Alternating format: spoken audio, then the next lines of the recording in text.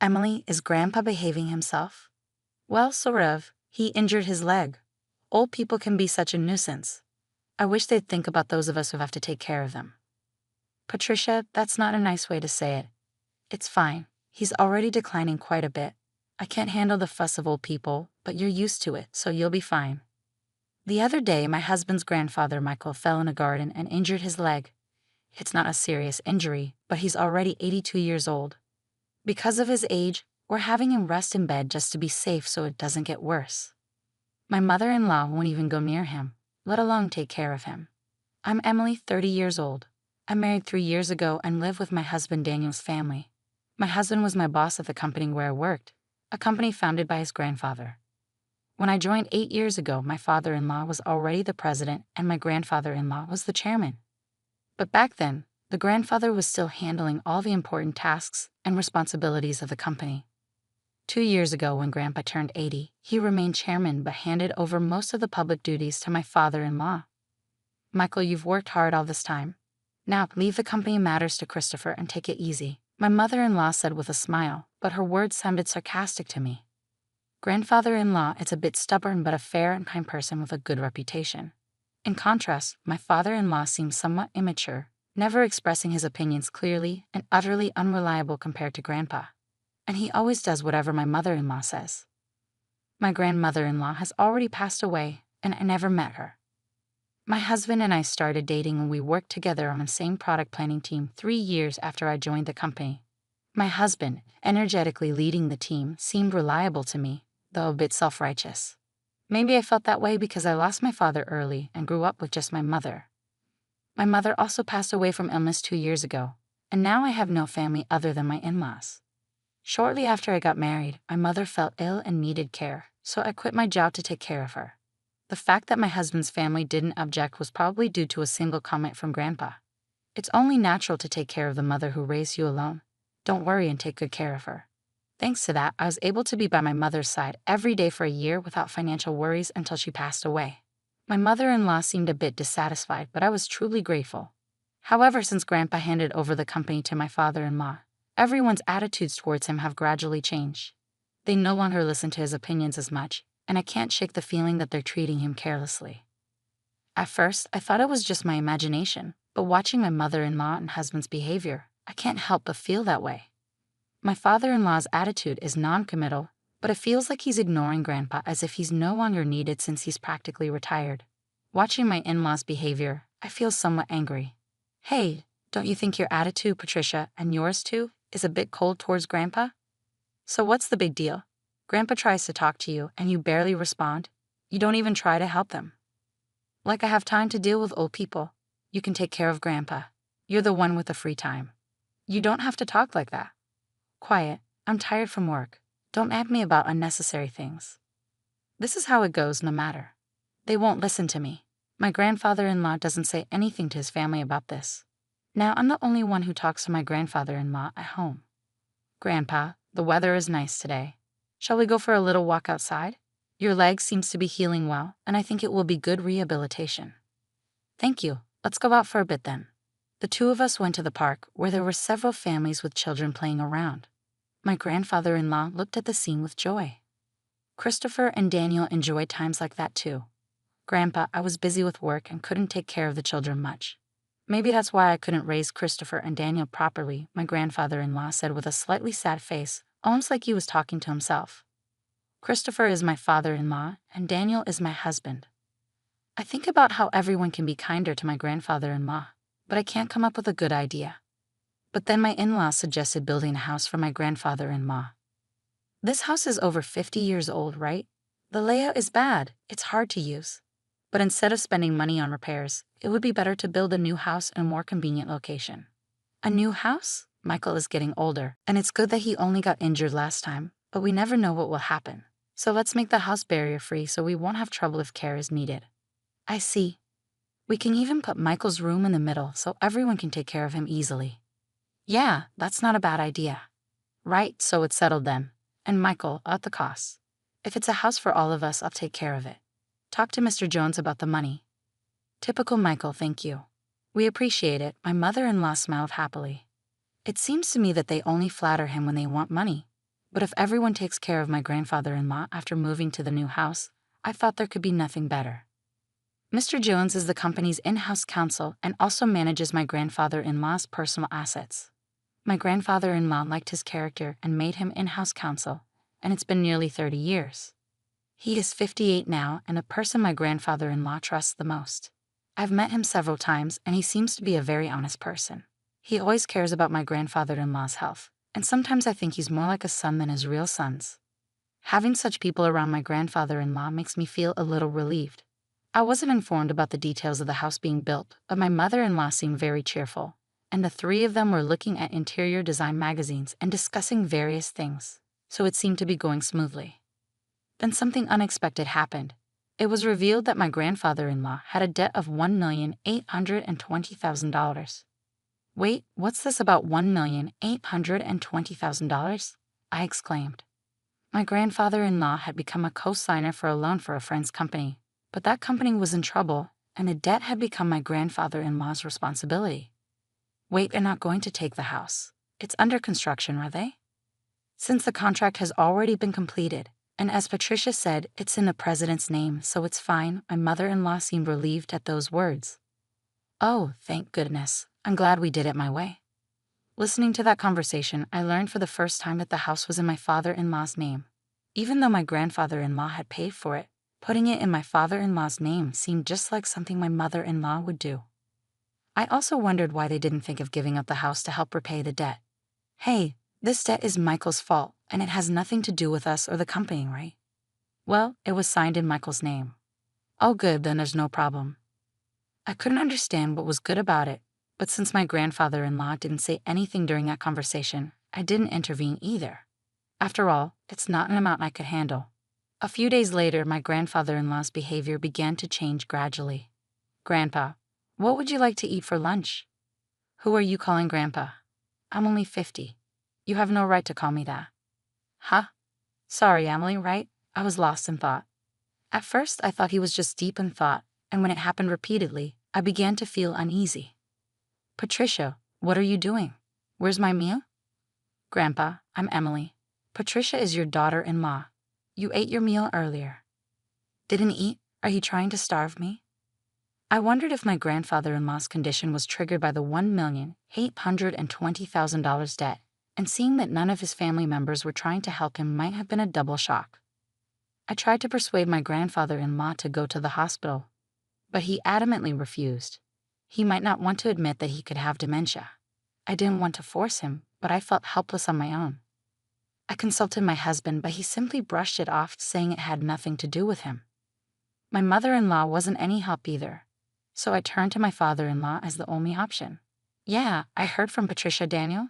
They think it might be dementia. Can you go to the hospital with us? I asked him. But it's not that bad yet, right? If we go to the hospital, others will find out my father has dementia, he responded. There are good medications now that can slow the progression. Well, there's no need to rush. Let's watch him a little longer. Emily is here, so they'll be fine, right?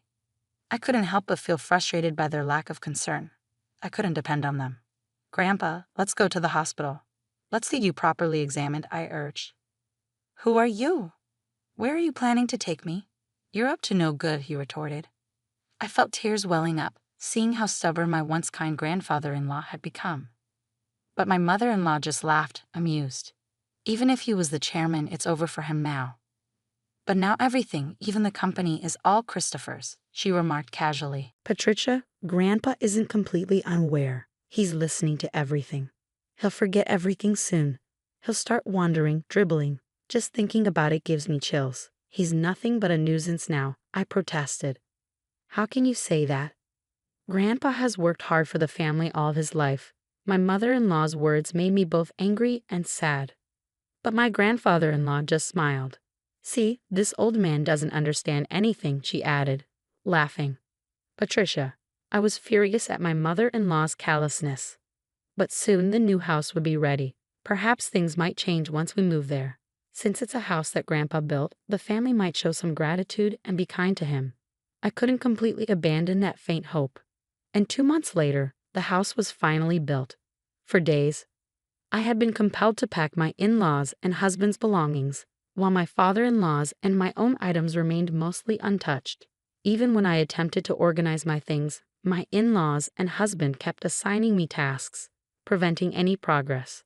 However, I reasoned it would be okay to relocate the smaller items later since this house wasn't disappearing. On moving day, after transferring most of the belongings, I went to call my father-in-law, but my husband intercepted me. "Ah, you and Grandpa can stay here," he announced. "What? You can stay in his house? We don't need any extra baggage in the new house. In other words, you and Grandpa will live here from now on, and I'll give you Grandpa's debt too." "Well, you can at least be a housekeeper." "Hey, let's go." "Yeah, I'm coming. Good luck with all the debt repayment and live-in care." My in-laws cheerfully departed, leaving me stunned. For a while, I couldn't comprehend what had just occurred. Were we abandoned, not just me, but also my grandfather-in-law, only they would reside in the new house? It took me some time to grasp because it was beyond my imagination that someone could be so cruel. How should I explain this to my grandfather-in-law? Slowly, I made my way back to the rear room. I didn't mind caring for my grandfather-in-law at all. That was my intention from the start. As I timidly prepared to call out to him, noticing his back facing me, he seemed to sense my presence and turned around before I could speak. "Have they gone already?" His expression as he uttered those words looked entirely different from what it had been just months ago. To be honest, he seemed like a different person. I wondered if a new symptom had emerged, but the next moment my grandfather-in-law smiled, and his subsequent words caught me off guard. As I was talking to my grandfather-in-law, Mr. Jones came. "Chairman, have you finished getting rid of the unnecessary staff?" "Yes, it's all done." "Let's go, shall we?" Where are we going?" "Of course, to the new house." I left the house where I had been residing, guided by my grandfather-in-law, without fully understanding what was unfolding. The following month, my mother-in-law and husband bombarded me with countless calls. My grandfather-in-law declared he wouldn't entertain their calls anymore, but I answered my husband's call due to the looming divorce. "Hey, Emily, is Grandpa with you? When I went to the old house, it was up for sale. It's not worth $1,820,000, so you can't repay the debt." "Is that why you did that?" my husband interrogated. "What do you mean?" "Put Grandpa on. Dad said he can't get in touch at all. That forgetful old man has done something outrageous." I knew what he was referring to, but I wanted to hear my husband's side of the story. Grandpa sold the company's stocks to the executive director. Thanks to that, the executive director became the largest shareholder, and a shareholders' meeting and board meeting were held, resulting in Dad being dismissed as president. But the executive director is well liked, and maybe Grandpa thought it was better to hand over the company to him. The executive director must have deceived the senile old man into selling the stocks. This is invalid. You seem to be misunderstanding something, but Grandpa doesn't have dementia. If anything, he seems more coherent than before. What? Until that moving day, I genuinely believed that my grandfather-in-law had dementia. It appears that my grandfather-in-law harbored suspicions from the moment my mother-in-law mentioned building a house to live with him, so he devised a plan. He feigned dementia to observe how my in-laws and husband would react. As anticipated, they revealed their true colors, one after another. In the end, they left my grandfather-in-law and me behind. I struggled to contain my laughter because everything unfolded exactly as I had expected. My grandfather-in-law then said, I found myself surprised, relieved, and slightly conflicted. To deceive the enemy, you must first deceive your allies, my grandfather-in-law chuckled. It seemed he had been receiving regular updates on the company from the executive director and Mr. Jones. With my grandfather-in-law gone, my father-in-law and husband acted as they pleased, self-righteous, and completely ignoring the opinions of the employees, often entertaining at the company's expense. Eventually, my grandfather-in-law handed over the company to my father-in-law, but he harbored concerns about the future, leading him to take decisive action. In the end, he decided he couldn't entrust it to his son and left it to the executive director. I explained.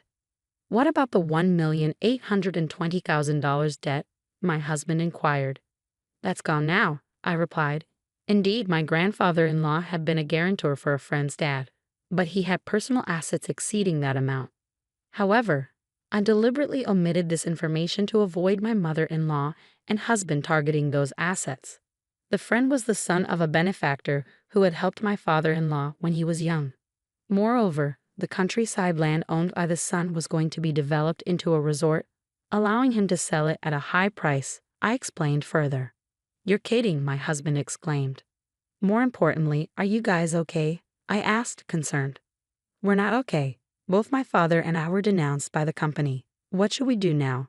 my husband lamented. "Well, there's also the mortgage on the house," I revealed. "What? What do you mean, the mortgage on the house?" My husband was taken aback. "Haven't you realized it yet? The house money should have all been paid by Grandpa," I clarified. Christopher signed without checking everything. "It shows he really didn't have the qualities of a president," I added. "You're kidding," my husband sighed. "As a consequence, my parents-in-law lost the house they had built because they couldn't pay the mortgage. Now they reside in an old apartment over 50 years old, struggling to repay the unpaid loan. Despite their alternating attempts to contact me, suggesting we all live together, it was impossible now. My grandfather-in-law retired from his chairman position and bought an old house in the countryside. Emily, you can go and live wherever you like freely. You don't have to worry about living expenses," my grandfather-in-law assured me. But I chose to be with him. "If I'm not in the way, please let me be with you," I expressed, tears welling up in my eyes. My grandfather-in-law's eyes welled up too. Thanks to Mr. Jones, the divorce was finalized and procedures were taken to exclude my former father-in-law and former husband from inheritance. I became my grandfather-in-law's adopted daughter.